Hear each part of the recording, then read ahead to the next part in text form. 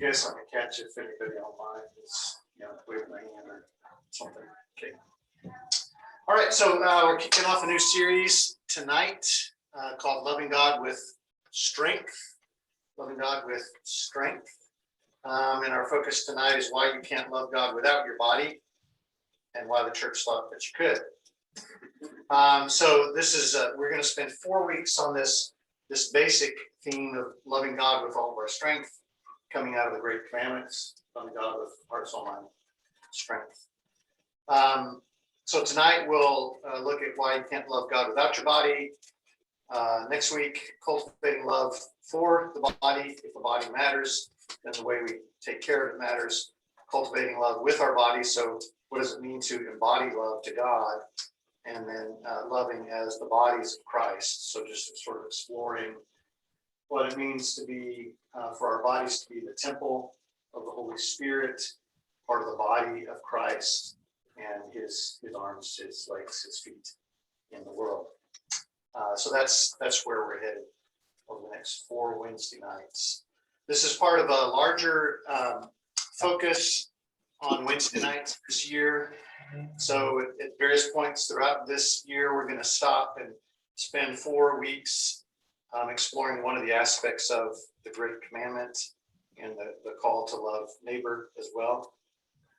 So we've got strength, soul, heart, mind, and neighbor, 4 weeks each. And interspersed with that will be some other topics on Wednesday nights. This is what I hope to touch on tonight.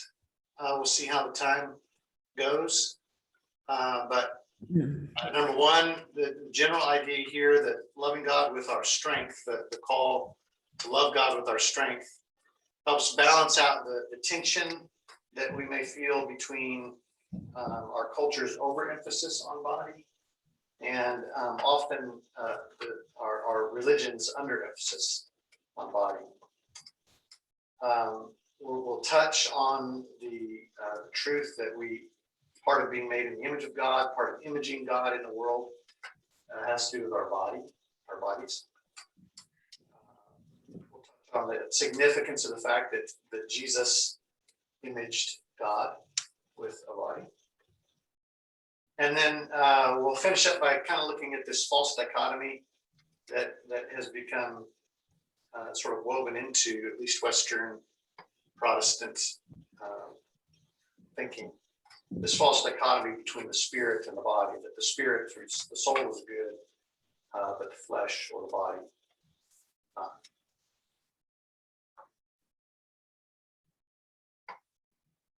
All right, so we'll start here with the general idea that loving God with all our strength helps balance out this tension between the way our culture views the body and the way religion often views the body.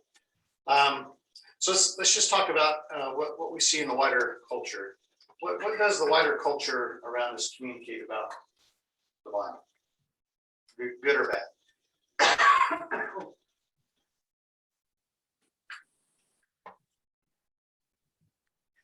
Well, the culture seems to have ideal body types, which really has a downside to it, because most of our lives don't live up to those ideal body types. Yeah. And that makes us often ends up with people not liking themselves because of that. Mm-hmm. Yeah. So there are often unrealistic portrayals of what beauty is, what health is, what needs to be fit. What else? What does the wider culture communicate about the body? It seems like not only can you not be perfect, but neither can anyone else. So you're kind of judgmental about other people as well as critical of yourself. Yeah. And in some ways, it's okay to be critical of others. Sometimes it's called body shaming, I guess. One of the interesting things I've noticed is we're as a culture, we're really interested in straight teeth. Well, I compare it to like if you were watching a newscast and you watch the people there, and you just take it for granted that their teeth are straightened. But if you're to watch a newscast in France or, some other European country, that's not always the case, and that will stand out to us. That stands out to me when I see that. I'm like, wow, doesn't seem to matter to them.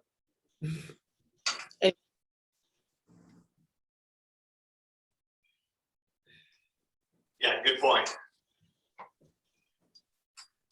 I think there's a positive thing going on in culture, which I think is, there's a piece of it that's shifting from not just your body image, but to ask people to think about, is this behavior healthy for me?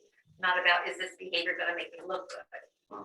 So there is I'm not sure it's a universal shift, but I know there is a portion of the culture that is shifting to that. Yeah. Question is this healthy versus is this beautiful? Yeah, so pushing back against some of the. But then you have to be really healthy. And really, Okay. Yeah. Yeah. So what does it mean to be healthy? What does it mean to be beautiful? What does it mean to be healthy? What does it mean to be fit? What kind of body expresses that in our culture? I bet Annie has something to say about that. I was gonna make a quick comment that I think there's been a creation of this, they're linked together, that attainment of a certain body assists with the attainment of things out there. If you can get to be a certain beautiful, then you can get to have a certain X, Y, or Z opportunity for X, Y, or Z. If you have a certain strength, if you have a certain, charisma, anything that you could do with your body. And if you can attain a certain level, it opens you up to a level of attainment of things beyond your body. Yeah. So the Vice body. versa. Vice versa. You mean like jobs and status and that sort of thing? Yeah, exactly. Yeah, things of the world, we'll say. Yeah. Yeah. Do this every day of my life with people. It's very interesting to be part of this conversation. Yeah, the body is a means to an end, and so we might debate what end should that be, but clearly there are ends in our culture. Let me read a few quotes here. Oh, I was sorry. gonna say one thing, on both sides of the political, on both Democrats and Republicans, there's a big thing with women, you can't tell me what I can do with my body. Whether we're referring, well, when it comes to immunizations and vaccinations, that would be for men and women. You can't tell me what I'm gonna do with my body. Or with women, like on the Democrat side, women, as far as birth control, abortion, those kinds of things. Yep. Good Yeah, point. so my choice, my body has become a political statement about the body, depending on which Both sides. side of the spectrum we fall on there. Let me read some quotes here, and I'm going to minimize this so that you can see the quotes. And I'll bring it back. Okay. So this is from an article called "Past, Present, and Future of Body Image in America." The author, Anna North, says, "The sheer number of images young people have to deal with every day has multiplied 1,000-fold. And those images are often manipulated with Photoshop or filters that create a homogeneous appearance that's unattainable for many people. Given all this, perhaps it's no wonder that Instagram apparently makes body image issues worse for 1 in 3 teen girls, according to Facebook's internal research. Or that eating disorders, far from disappearing with the advent of body positivity discourse, are actually on the rise."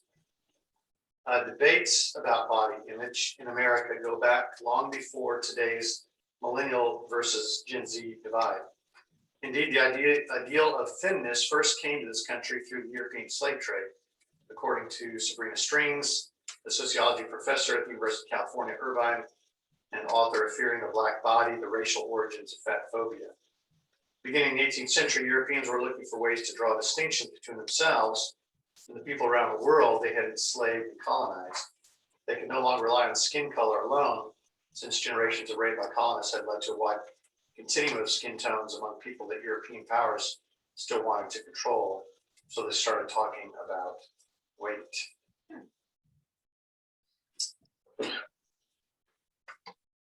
And so we lay that over against some of the ways in which religion, and especially the Christian religion as practiced in the Western world, has tended to look at the body. So this quote's from an article by Reagan Sutterfield called "Do Our Bodies Matter to Our Spiritual Lives?" Faith, she says, seems to be something on the spiritual side of things. Many of us have a sense that what's on the inside is what really matters about a person. And whether we accept that or not, we still have this question we have to answer. What do we do with the body? One answer is the reply I heard in the churches in which I grew up. The body is a shell, a vehicle for your journey on earth until the bus to heaven comes. In this line of thinking, the body is only a temporary skin that will burn with everything else on earth. What really matters, I taught, is the spirit, the soul, that ephemeral side of the self that is pure and godly. So what would be your experiences about what the Christian culture communicates about the body? It can be positive or negative.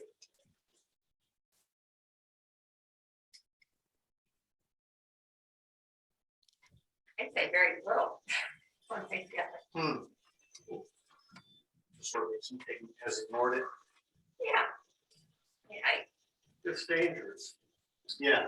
okay, well, in terms of like health and fitness and that sort of thing, I'd say until maybe recent years, not much is said about it. It's got to be mastered. So can you say that again, Julie? It needs to be mastered. You need to control your body. Oh, mastered. Mastered. Okay, gotcha. I thought you said it needs to be masculine. But yeah, it needs to be mastered. It kind of feels like a lot of our messaging about the body has been what not to do with it, to control it, but not really a lot about what to do with it positively, right? Well, and in the way that we dress, modesty was often a thing. Yeah. Mhm.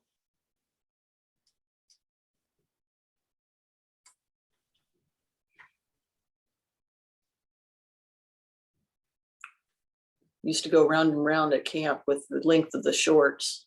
Mm. Yeah.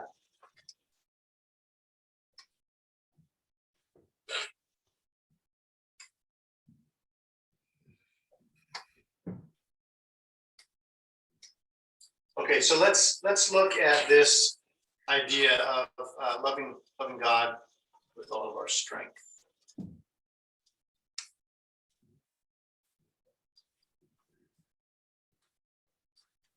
So we have the original statement here in Deuteronomy 6, the Shema. Hear, O Israel, the Lord our God, the Lord is one. You shall love the Lord your God with all your heart, and with all your soul, and with all your might. The word translated might or strength is the Hebrew word me'od, which one interesting translation of that word is muchness. Muchness. So the Bible Project, which produces really wonderful videos, in an article on this, they write, me'od means very or much. It's an adverb that intensifies the meaning of other words.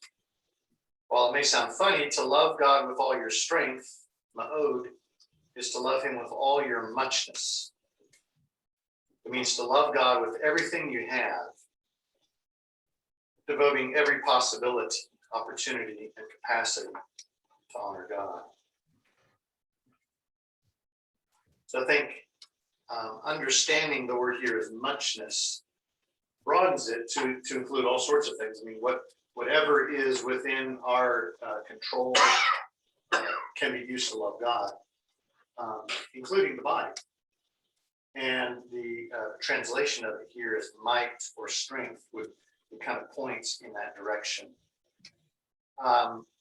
This is especially true when we look at the way that writers of the New Testament have translated it. So in Matthew's version of the Great Commandment, we don't have that. You shall love the Lord your God with all your heart, with all your soul, and with all your mind. But in Mark 12, we have it. You shall love the Lord your God with all your heart, and with all your soul, and with all your mind, and with all your strength. And then Luke's version, Luke 10, you shall love the Lord your God with all your heart, and with all your soul, and with all your strength.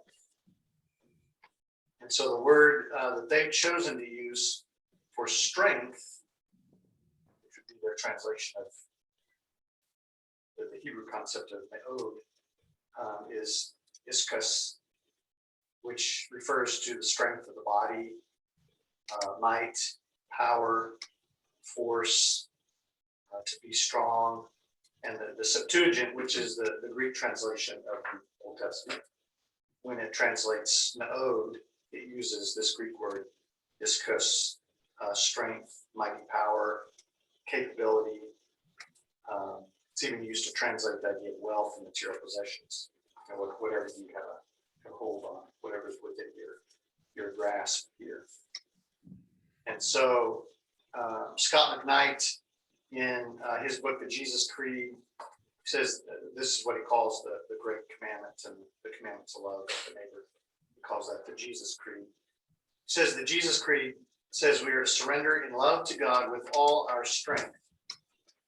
A Jewish idiom for physical strength and physical resources. A disciple of Jesus recognizes the significance of what is physical.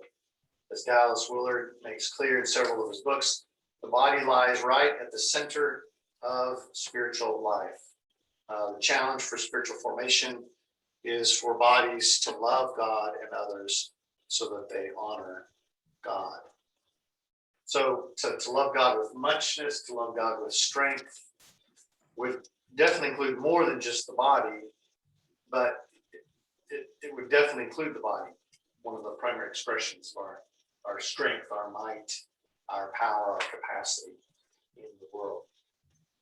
So in order to fulfill this commandment to love God with all of our strength, we have to find ways to incorporate the body. So the body is a resource for loving God and others. And in some ways, culturally, the body may be overvalued and the identity kind of hyperlinked to it. Religiously, sometimes the body is undervalued and our identity is weakly linked to it. But to love God with our strength is to see the body as vital to who we are and how we love God and others. The body matters.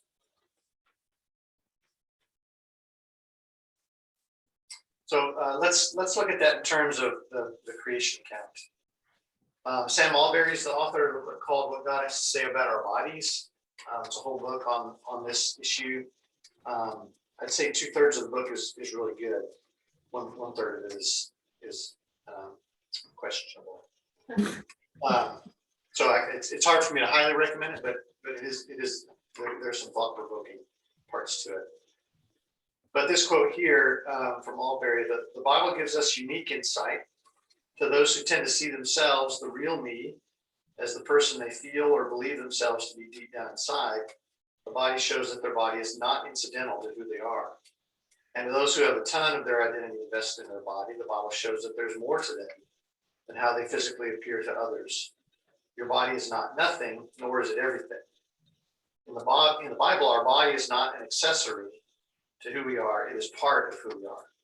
We can't properly understand who we are apart from our body. Your body is not other than you. It is not just a receptacle for you. It is you.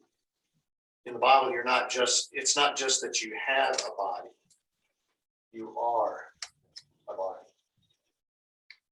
A similar quote from Hillary McBride, a fairly new book called The Wisdom of Your Body. I would highly recommend this book. She says, in Western cultures, we're taught to think about the body through the lens of possession, having a body. The body is object.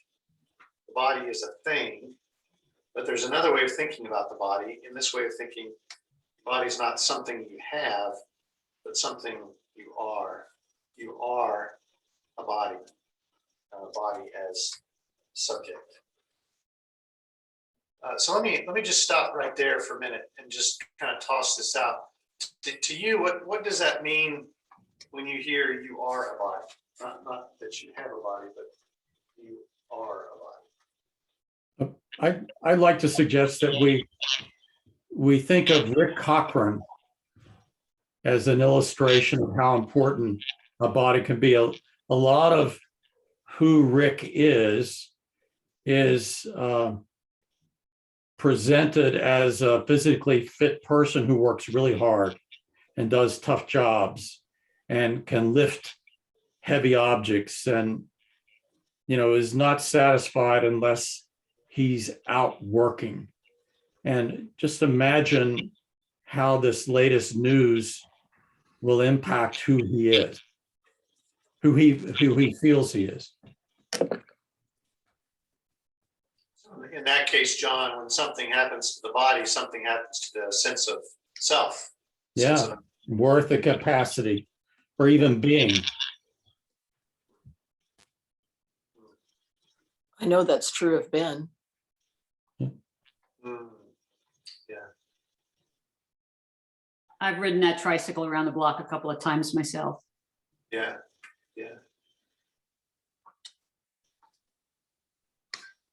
But I think also your body is part of your potential to serve or to be all that God really wanted you to be, so much so that your body's got to chip in 100% as well.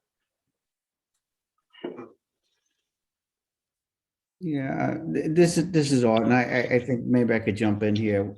One of the things that I wrote down, immediately when we started this evening's class is that if your body is out of sorts, your mental attitude will be out of sorts, and therefore your spirit will be out of sorts.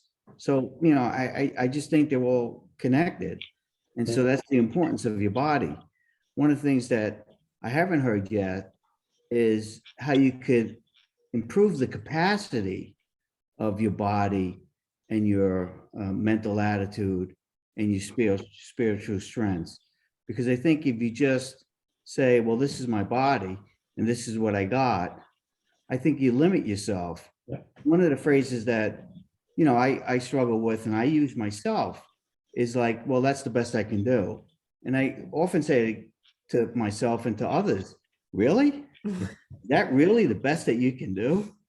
And so if we satisfy ourselves with what our body can do, there's no expansion of its capacity and therefore its spiritual capacity. Hmm.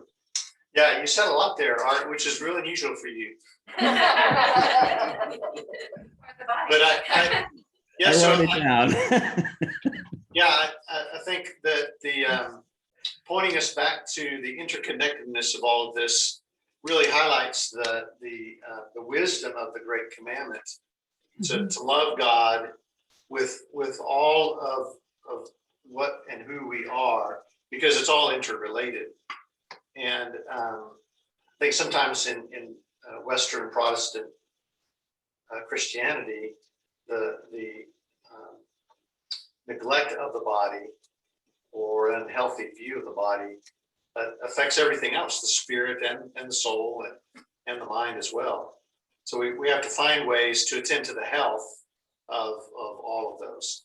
So we'll touch on the health of the body maybe in the next couple of weeks and come back to that. But Chris, if I could give just another example, when we were putting that plant material in along High Ridge Road in front of your house, there were a bunch of us there. And you got David Chang, who's Atlas himself. We got Demas, who's incredibly strong, and you got a bunch of the rest of us sort of in between. But we all used our body to contribute, and a lot came out of it, more than digging holes and planting plants. We got time with each other. We got to communicate with each other. We got to share and help each other. We got to admire, David picking up a giant rock or something like that. And then we got to take pride that we completed the mission. And a lot of that really was thanks to our bodies, no matter how good or bad they are. They put us in that situation. Yeah. The body made possible all sorts of good things. Yeah. Let me move on here. So the creation account in Genesis 1, 26 through 27, chapter 2, 5 through 7, some select readings there. Then God said, let us make man in our image, after our likeness. Let them have dominion over the fish of the sea and over the birds of the heavens, and over the livestock and over all the earth and over every creeping thing that creeps on the earth. So God created man in his own image. In the image of God, he created him. Male and female, he created them. When no bush of the field, this is now chapter 2, was yet in the land, and no small plant of the field had yet sprung up, for the Lord God had not caused it to rain on the land, and there was no man to work the ground, and the mist was going up from the land and was watering the whole face of the ground. Then the Lord God formed the man of dust from the ground and breathed into his nostrils the breath of life, and the man became a living creature. So Sam Alberry on this text. God didn't first make a soul called Adam and then look around for something physical to put that soul into, as though the soul was the real Adam and his body was the equivalent of a Tupperware container to store it. No, God actually started with matter. He formed the body from the ground, which was then brought to life. I think that's significant here, that body is integral to God's creation of us. And even the comment that in the image of God, he created him, male and female, he created them. A reference to male and female is obviously a reference to body. And so implicit in that is the sense that the body is part of how humans end up imaging God. It's central to our role as imagers of God. I'm going to challenge that. Is that okay? No? Then I won't. Then I'll hang on. No, go ahead. To me, the fact that God made man and woman out of the dust shows the connectedness of us to all things, including the earth. And we became what we became when God breathed the breath of life, the soul, into man. It wasn't until the late 1500s or early 1600s when, I think you guys have heard of, Rene Descartes, I think before I think, therefore I am. Well, he was the one who created that separation of mind and body. Right. So when, I think I'm getting this right, when the Bible was written, when these texts were first written down, that sense was not there. Mind, body, spirit they had an interconnection. We were systems that all pieces of the system had to work together, and they needed to be attended to together. Hence why when our physical body has a problem, our soul, as well as our mind and spirit, is affected, because it can't not be. And I think that sense is being elevated more and more. The more of a merging of a Western and an Eastern philosophy, I think, is merging as time is passing. So I do, I'm not saying that the body is the vehicle per se, but I think it all came together. It became a body when all the things came together in and of itself. The body cannot exist without that breath of life. And so I guess my point, maybe it's semantics, which came first, but I don't see it as separate as the previous author, to me, seemed to make it. I think he was making your point, Annie. I think he was saying that it would be wrong to see that account as, here's the physical container, and God's now going to take the real Adam, his soul, his spirit, the breath of God, and put it in there, meaning that the container really doesn't matter. What really matters is this disembodied soul or spirit that's Adam. And I think what he's trying to say is that the two are interdependent upon one another, and that's what makes Adam. So Adam's embodied. Yes, Robert, I see your hand.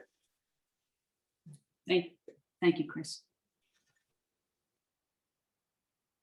Robert, can't hear you. I had to click myself on. Oh, There we there we go.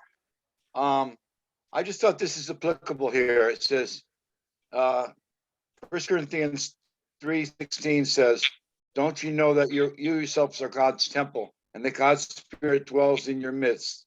If anyone destroys God's temple, God will destroy the person, for God's temple is sacred and you together are that temple. Right. Yeah, and we'll look at some of those texts a little bit later too. I appreciate you bringing that one up. That's a helpful text. Let me read this corresponding quote here from Hillary McBride. Honoring the sacredness of the body is not outside the Christian tradition, but rather lies at the heart. It should be heart of it, not head of it. Let me minimize that. This is evidenced in two ways. The first is the scriptural understanding that God judges creation as good. And so everything God created, including bodies of all sorts, is good. The body reflects God's own goodness. And the second is the belief that God becomes a flesh and blood human being, incarnate in the person of Jesus. He drank, slept, and woke, touched and received touch, whatever else it means. This suggests that bodies matter to God, and they ought to matter to us too. So you have this, especially in light of this conversation, this really interesting quote in Colossians 2:9. For in him the whole fullness of deity dwells bodily. So there's a sense in which the body becomes central to the way in which Jesus images God. So I can see from that verse, you just, I must have taken out one verse out of the whole context of it, but it has kind of a sense of, hey, here we have this deity and he has been poured into this body. And so there is that sense of containerism.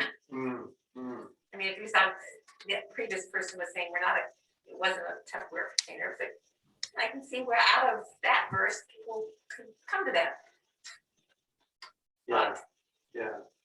And Jesus never gets poured out of the container. Right. But yeah, that's an interesting thought there. Yeah. Let's just stay on the incarnation for a moment here. What does the fact of the incarnation say to you about the importance of the body? The fact that God took on flesh and blood. What does that say to you about the body, the importance of the body?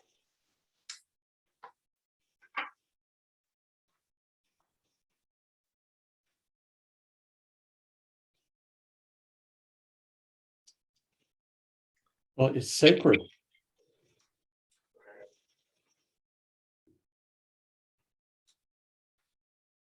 I think if Jesus or God felt it was disgusting or to be despised, that wouldn't have happened. And I think, unfortunately, some of us have taken on those attitudes toward our bodies and toward others. Yeah. Disgusting. It's the highest form of intimacy. You know, say one. Incarnation. God is God, and God becomes part of the human body. I'm not too sure I can get any more intimate. Yeah. This is odd, and I'm going to apologize, but it's a little confusing though, because if we say that the body is the mind and the spirit, and then if we say that God through incarnation became human, well, does that mean God's mind and God's spirit was in the body? It's just a little confusing that way.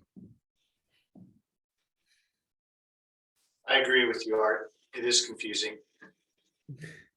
There's gotta be a certain amount of almost poetry. in this. And, but the importance of the body is also stressed by the Christian testimony that in the afterlife, the resurrection of the body, in 1 Corinthians 15, Paul's making that point emphatically, that it's body's this raised, physical, it's raised spiritual, but it's spares the body. Well, again, I suspect poetry, but the poetry is telling you the body is pretty important. Yeah. We will spend eternity loving God in and with our bodies. But whatever those bodies look like, but it will be embodied in some way. You think about it, what else? How else? You can't even see it. A ghost still has a substance, and you see it. I don't know. I want to touch on what Annie brought up earlier about Descartes and others. So this is Hilary McBride's very brief summary of how we got to where we are in terms of Western Protestant thinking about the body. Western philosophy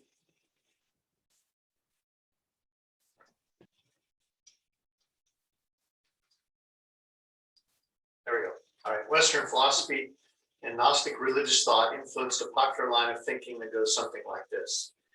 The soul and the mind are distinct from the body. That's Plato.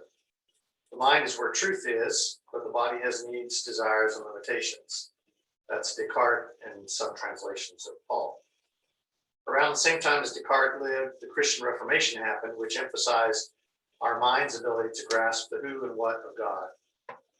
Feminist and liberation theologians have written that this put the body in a straitjacket. As many of us were told, men's bodies and often white bodies were both superior and somehow irrelevant. Men, particularly those with the most social power, had no need for the body. They could leave the body and live in the mind through the academy, the monastery, the seminary. It was in the mind where good theology happened. Scripture was memorized and important problems of life were solved. And so eventually then what really matters in the Christian faith is really just the mind and knowledge of the right doctrine, the ability to articulate the right doctrine, and the body matters less and less. James K. Smith, he's written quite a bit on this. One of his favorite images is brains on a stick, that much of contemporary Christianity views humanity as brains on a stick.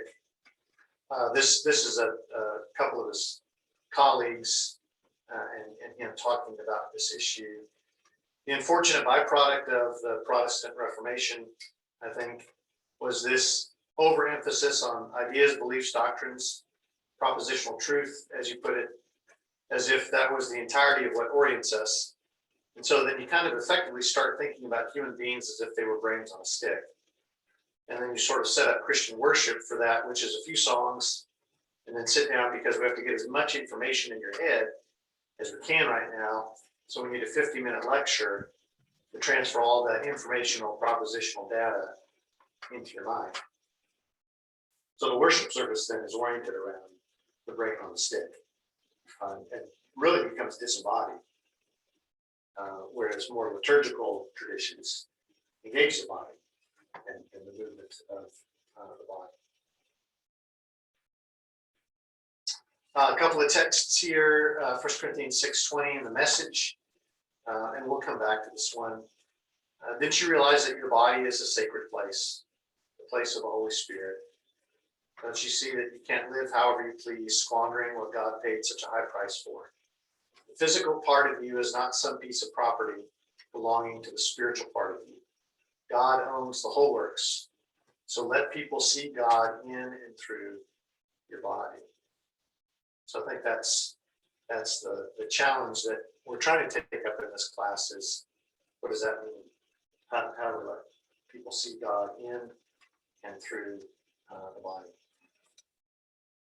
Paul's statement in Philippians chapter 1, for I know that through your prayers and the help of the Spirit of Jesus Christ, this will turn out for my deliverance, as it is my eager expectation and hope that I will not be at all ashamed, but that with full courage now as always, Christ will be honored in my body, whether by life or by death. For me to live is Christ, and to die is gain. And again, the challenge there that we're going to try to take up over the next few weeks is, what does that mean? How do we honor God? Not just with mind, heart, soul, but how do we honor Christ with the body? What does that look like? What does that entail? Point number 4 is important. False dichotomy of spirit, flesh, like in Romans chapter 8, controlling the matters of the flesh, and we live by the spirit. And of course, flesh is body, but no, it's not really. I mean, most interpreters understand that to be your sinful nature. I'm looking at the NIV, it says sinful nature. But even that says, well, your nature is sinful. And I think a better translation is your lower nature.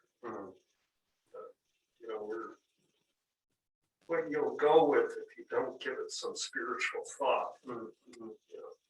Yeah, so Paul is often misread as being Against the body. And the word that he uses there, Because of that word. yeah, there's a translating body. Yeah. So yeah, we'll come back to that because that's a vital part of the conversation. Chris, I wonder if the concept of a brain on a stick bothers me a little bit. And I think if you think back over the course of humanity and the enormous role our bodies played in creating the world as we know it today, where would we have been without all those bodies, those hardworking bodies, the people who stacked stone and dug holes and drove animals and cut trees and all that? Seems like it does a disservice to our body to think of it as just a brain on a stick. Oh, absolutely, and that's what he's saying. Yep.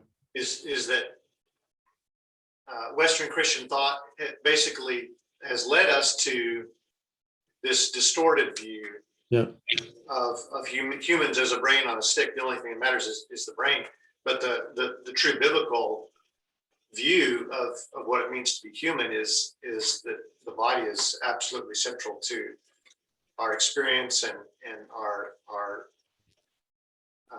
life on this earth and beyond. And even the creation of life, right? Yeah, right. The process of multiplying. That's right. Yeah.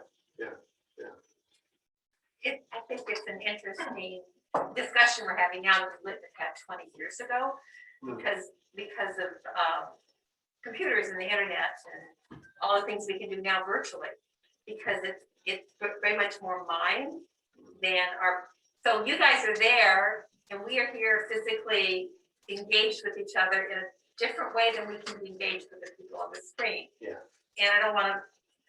I'm happy that we're engaging at all, and so it's great that we can do that. But it's a different experience, and like you don't know that Chris has a candle lit here and we're smelling it. And so we are having a more physical, sensual experience here that you can't be a part of, you know? And I'm not trying to make that, too bad for you, but I'm just saying it is different. Mhm. And we are having an experience now that we can have because of computers. Mhm. And just thinking about all the ways education has changed, how people interact now, people meet each other, get to know each other. It's just so, it's disembodied. Yeah, that's a really interesting point. That technology has increased the rate at which we experience life in a disembodied fashion. And so maybe it's all the more important to have this conversation, whereas decades ago, most of our life was embodied. Yeah. Very, very little of it was disembodied. Yeah, that's pretty good. Penny, thank you for showing us your candle. Ah. We can smell it.